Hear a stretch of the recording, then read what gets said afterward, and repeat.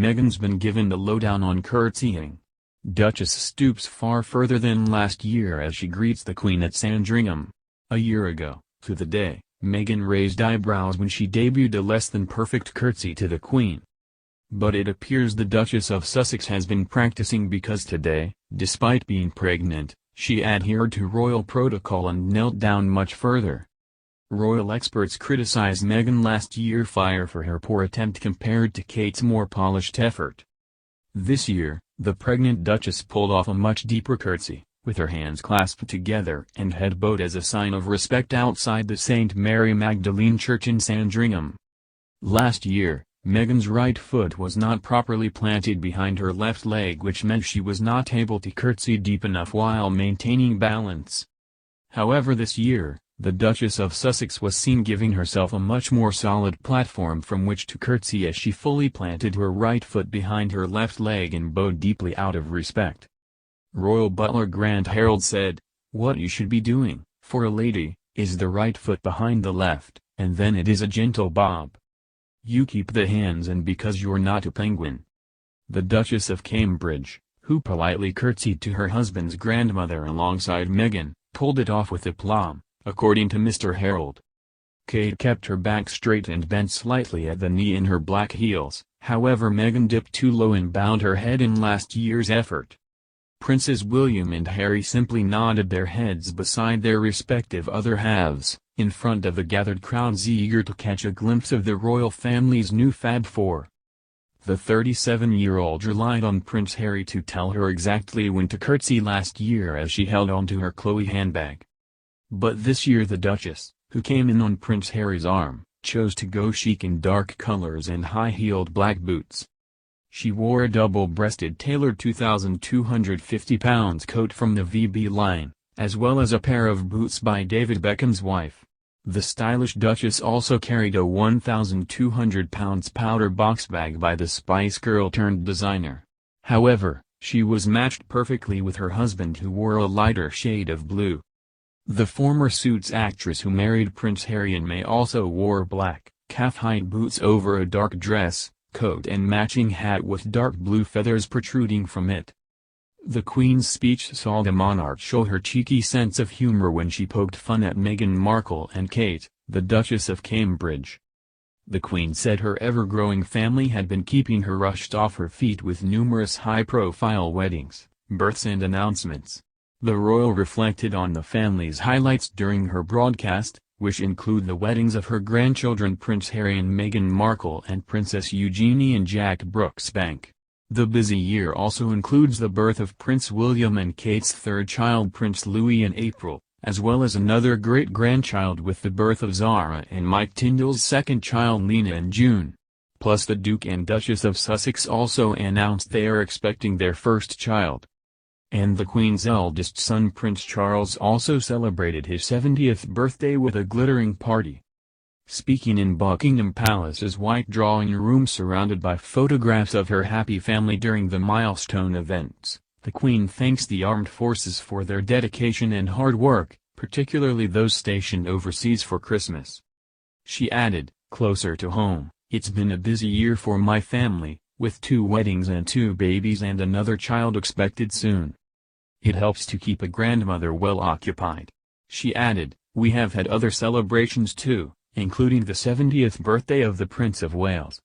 She also described the importance of having loved ones around her. "Through the many changes I have seen over the years, faith, family and friendship have been not only a constant for me but a source of personal comfort and reassurance."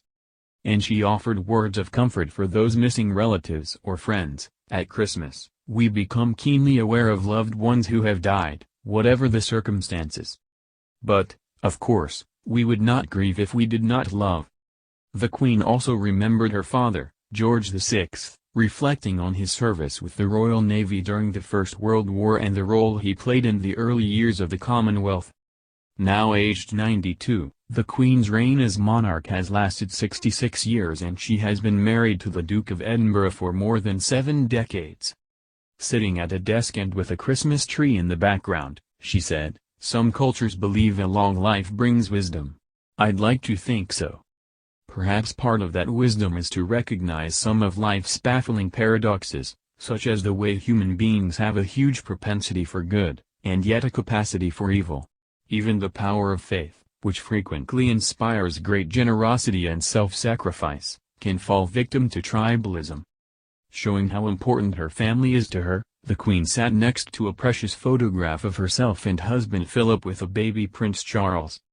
Official photographs from Meghan and Harry's wedding and Princess Eugenie's wedding, along with a family Christmas card photograph from the Cambridges sitting in the background. Prince Charles' official 70th birthday portrait stood pride of place next to the Queen along with an image of her father, George VI. The Queen hosted the Commonwealth Heads of Government meeting in London in April, and she noted that 8 states attended the first such gathering in 1948 and were welcomed by her father. She added that today the Commonwealth consists of 53 member countries with a combined population of 2.4 billion. She said, "Its strength lies in the bonds of affection it promotes, and a common desire to live in a better, more peaceful world.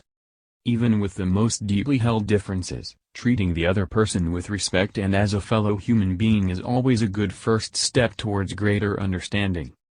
As head of state, the Queen remains publicly neutral when it comes to political matters and does not express her views on issues.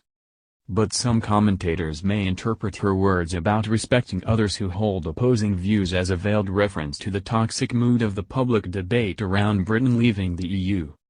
The broadcast was recorded on December 12 before Prime Minister and Jeremy Corbyn's angry comments clash which, with Brexit at its root, saw the Labour leader accused of calling Theresa May a stupid woman, something he denied. After footage was shown of a thrilling RAF flypast, celebrating the Air Force's centenary by forming the number 100, the Queen added, "We owe them and all our armed services our deepest gratitude."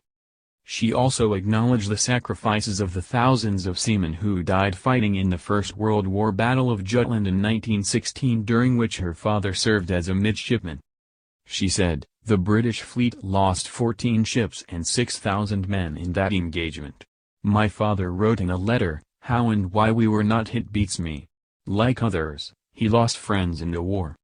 The Queen concluded her broadcast by highlighting Jesus's message, often cited at this time of year. "I believe his message of peace on earth and goodwill to all is never out of date.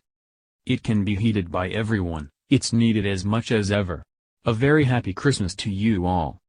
With Parliament fundamentally divided over the way forward with Brexit and military conflicts still raging in parts of the world, the monarch's words are likely to resonate with many. The broadcast ended as it had begun, with singing from the choir of King's College, Cambridge, famous, as the Queen said, for its 9 lessons and carols. They opened the festive broadcast by singing the national anthem and ended with the carol ones in Royal David City.